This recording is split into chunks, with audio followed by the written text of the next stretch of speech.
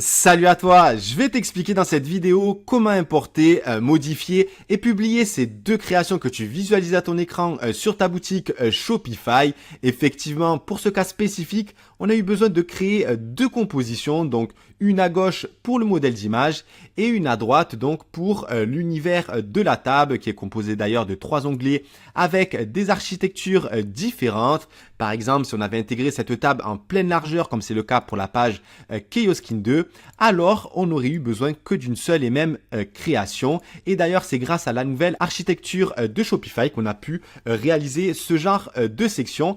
Et également, je te montrerai comment intégrer la bordure en haut de la section. Donc c'est parti, je vais activer tout d'abord le téléchargement des créations depuis les de la boutique démo en question.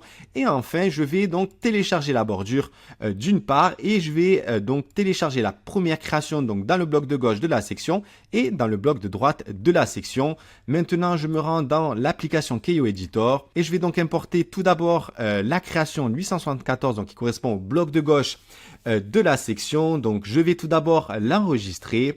Comme ceci, je me rends dans le troisième onglet, donc Left Image, la créa par exemple. Je vais utiliser le numéro 4 puisque je ne l'ai pas encore utilisé.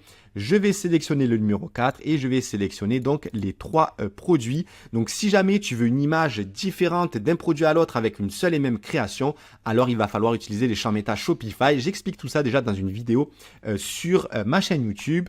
Donc je vais enregistrer cette création 4. Maintenant, je vais aller importer donc le bloc de droite. Donc je vais bien vérifier que la création 4 n'a pas été utilisée pour les produits, donc c'est OK. Ensuite, je vais sélectionner la deuxième création. Ici, donc, je vais également aller dans intégration et je vais donc laisser créa 5, donc 2 sur 2 tab à droite et je vais sélectionner le numéro 5. Donc, à toi d'utiliser bien évidemment les numéros en fonction de ce que tu as intégré sur le modèle de ta page Shopify et de tes produits. Donc, je vais sélectionner également les 3 produits et je vais enregistrer. Donc, tout d'abord, j'intègre les créations et je les enregistre. Ensuite, je vais également en profiter pour me rendre dans la première création que j'ai importée et me rendre dans la librairie Shopify de ma boutique pour intégrer donc, ou du moins importer la bordure que j'ai téléchargée. Donc, je me rends dans la librairie. Ensuite, je vais charger la bordure en question, donc en format SVG. Donc, pourquoi le format SVG? D'une part, parce qu'il est très léger lorsqu'il est optimisé. D'ailleurs, comme tu vas le voir à ton écran, il reste en qualité de haute définition, peu importe la résolution d'écran. Et surtout, on a intégré donc toutes ces URL dans des fichiers CSS pour les performances des pages produits de ta boutique Shopify. Donc, maintenant que tout ça est réalisé, je me rends dans l'éditeur Shopify de ma boutique. Je vais aller donc dans Margot Noir par exemple et je vais intégrer juste au-dessus donc des avis, je vais intégrer une nouvelle section où je vais donc intégrer ces deux créations. Donc app, je sélectionne création widget, donc à gauche, donc en haut, le bloc 1, je vais sélectionner la création 4 et le bloc 2, je vais sélectionner la création 5 pour qu'on ait exactement le même modèle qu'on a sur la page Keyoskin 3. Donc, tout est bien placé. Maintenant, je vais intégrer donc une couleur d'arrière-plan. J'aimerais utiliser la même que celle que j'ai utilisée pour la bannière pour rester donc cohérent. Donc, je la sélectionne et je vais venir la coller donc ici. Donc, celle que tu trouves depuis l'éditeur Keyo, c'est vraiment qu'un aperçu pour que tu puisses mieux visualiser ta section. Donc, on a la section avec sa couleur d'arrière-plan et maintenant, je vais intégrer la bordure en haut. Donc, je vais ajouter un nouveau bloc, je vais sélectionner App, je vais voir Show More pour afficher davantage les widgets et je vais donc sélectionner SVG Border Top et je vais, étant donné que c'est au-dessus, je vais placer le widget au-dessus et je vais aller récupérer l'URL de ma bordure et je vais venir tout simplement la coller dans le champ prévu à cet effet et je sélectionne bien le pop-up avec mon URL et normalement elle devrait s'afficher juste en haut comme tu peux le voir à ton écran. Donc ici il va falloir que j'inverse pour qu'elle vienne se coller parfaitement. Donc si jamais elle n'est pas bien adaptée, il suffit de sélectionner Invert et j'enregistre ma création. Donc en dessous, on a une autre section avec une couleur d'arrière-plan, donc avec un espace. Donc l'espace que tu visualises à ton écran, c'est une création que j'ai réalisée, donc spacing, et donc comme j'ai envie de maîtriser l'espacement, que ce soit sur desktop, sur mobile, etc., puisque les valeurs sont différentes, j'ai réalisé une création à ce sujet. Donc je vais la placer au-dessus pour que l'espacement soit bien géré entre l'encart produit et la table qui se trouve avec le modèle d'image juste en dessous. Et ensuite, je peux même venir intégrer rapidement une création pour venir distinguer chaque section. Donc ce que je vais faire, c'est que je vais vraiment rapidement télécharger cette création. Je vais l'importer directement depuis Keio Editor pour te montrer un peu la facilité déconcertante pour intégrer chaque création. Je vais venir donc l'enregistrer en création 6, donc ce qui est déjà le cas, donc 6 comme ceci. Ensuite, je vais sélectionner les 3 produits et ensuite, je vais enregistrer. Je vais me rendre donc dans l'éditeur Shopify et entre deux, donc je vais ajouter une nouvelle section, donc ajouter la création et je vais tout simplement appliquer la création 6 et donc j'aurai les 4 icônes bien évidemment. Après, je modifierai ceci pour l'adapter à ma page et donc ça vient permettre de respirer donc et de séparer ces deux sections avec une couleur d'arrière-plan. Donc maintenant tout ceci est OK, je me rends maintenant de nouveau dans l'application Keio Editor et on va commencer à modifier donc le modèle d'image donc à gauche. Donc ici, je vais me rendre dans le contenu 1. Donc ici, tu n'as juste qu'à changer donc l'image puisqu'après les options avancées vont faire le reste. Donc je vais sélectionner le contenu 1, ouvrir l'onglet item image avancée. Je me rends donc dans la librairie en cliquant sur le lien juste en dessous, mais j'y suis déjà donc je ne vais pas cliquer dessus. Je vais aller récupérer une image que je n'ai pas préparée avant cette vidéo, mais j'en ai tellement que je vais aller récupérer par exemple celle-ci. Je copie son URL. Et je viens remplacer l'existante comme ceci et je vais enregistrer. Tu peux également, si tu le souhaites, changer la cover image, donc l'élément vectoriel qui vient par-dessus l'image en arrière-plan. Donc tu vas un peu plus en bas.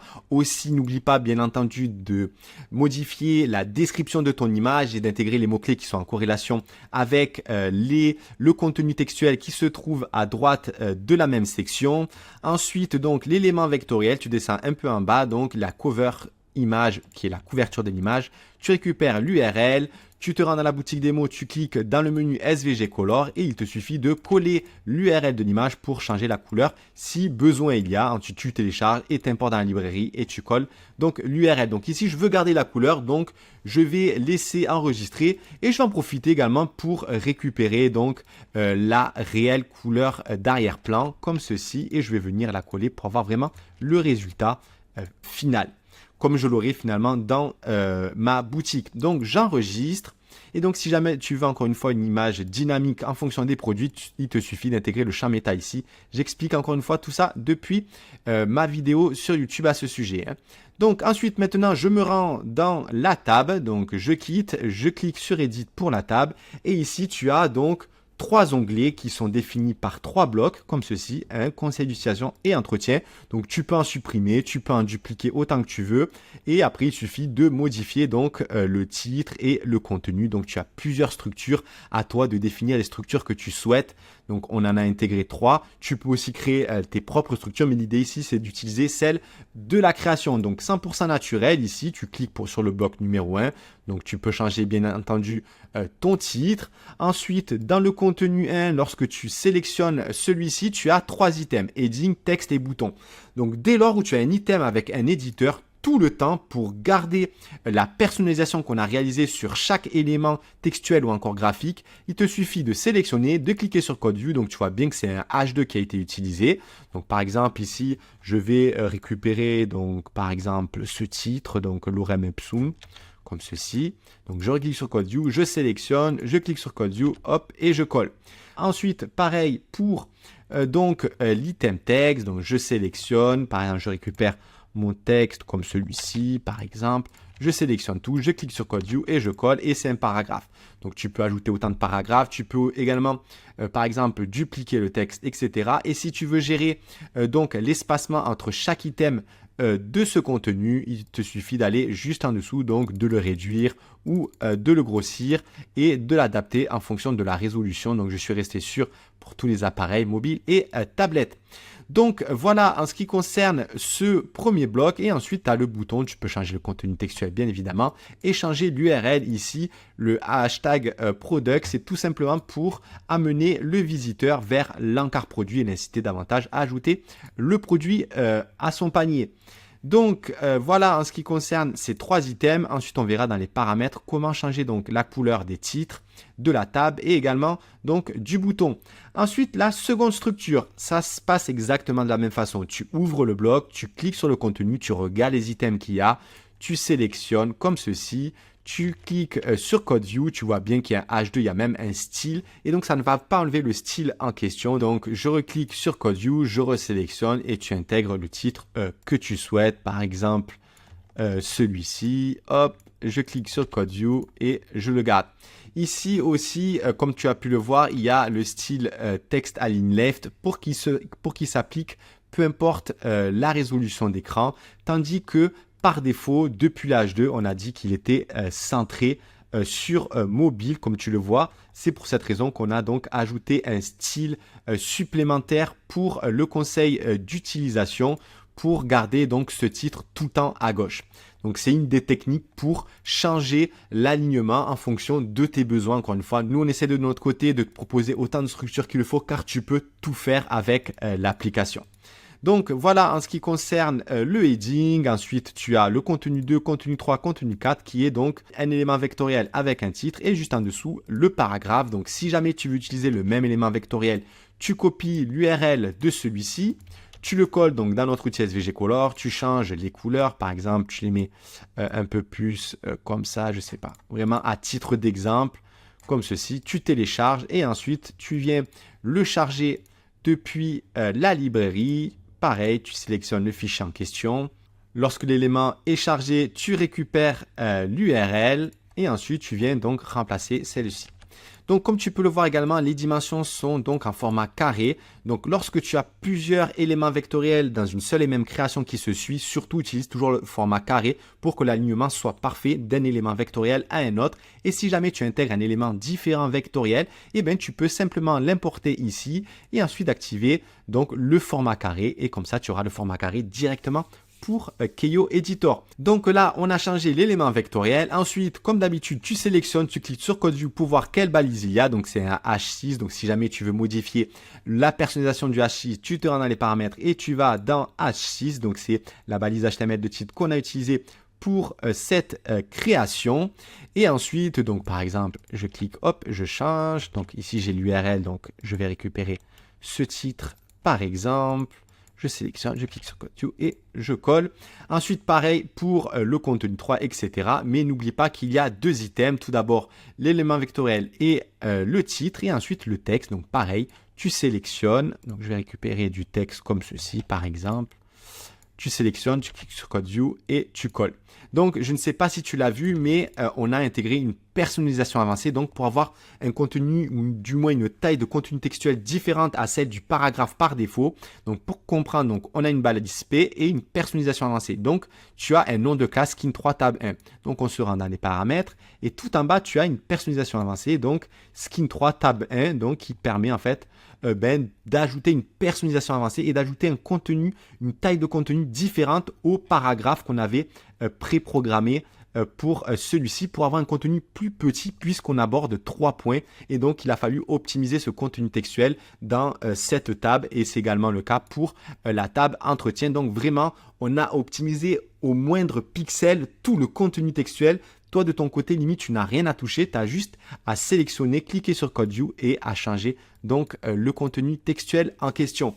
Donc voilà en ce qui concerne le changement et comment modifier les différents contenus et ça se passe exactement de la même façon avec entretien puisque c'est exactement la même structure que le second onglet. Donc voilà en ce qui concerne les modifications directement depuis l'onglet création et maintenant on va changer rapidement les couleurs donc des titres de la table et également donc du bouton. Donc c'est parti, on se rend dans les paramètres.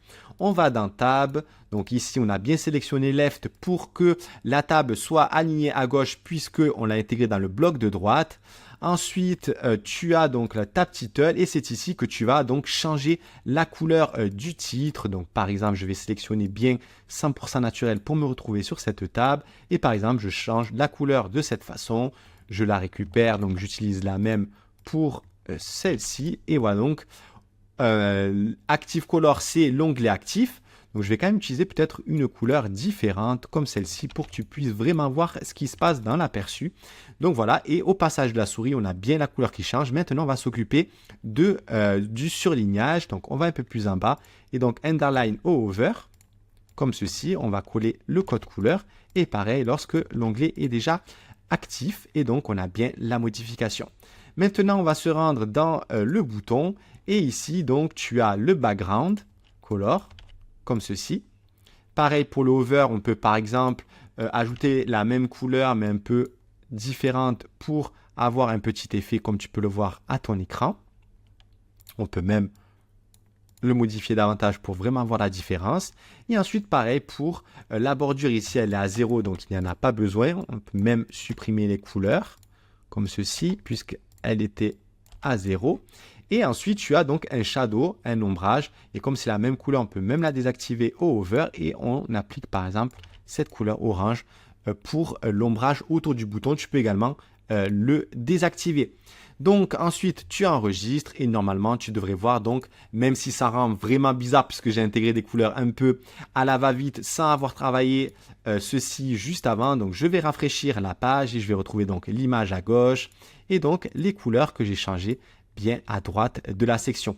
Donc là, tu vois qu'il y a une petite modification qui se fait puisque le contenu est différent au niveau de la hauteur et c'est pour cette raison que depuis le thème, il va falloir donc sélectionner pas middle mais top pour que ça reste fixé en haut en ce qui concerne la table et tu vas enregistrer comme c'est le cas dans la page Keoskin 3 et de cette façon, donc c'est encore des petites fonctionnalités en plus mais qui te permettent vraiment d'optimiser au mieux l'expérience utilisateur de ton visiteur. Donc je vais rafraîchir et maintenant la table ne va pas bouger et ne va pas dépendre de la taille du contenu textuel. Donc bien sûr, essaye d'augmenter le contenu un peu ici pour qu'il prenne quand même la hauteur de l'image. Mais voilà, en ce qui concerne donc les modifications et comment publier toutes ces créations directement sur ta boutique Shopify. Voilà donc en ce qui concerne ce tuto vidéo, j'espère que j'ai été clair vraiment dans toutes mes explications. Si tu as des questions, n'hésite surtout pas à les poster en commentaire et on se retrouve très vite dans une prochaine vidéo. Merci.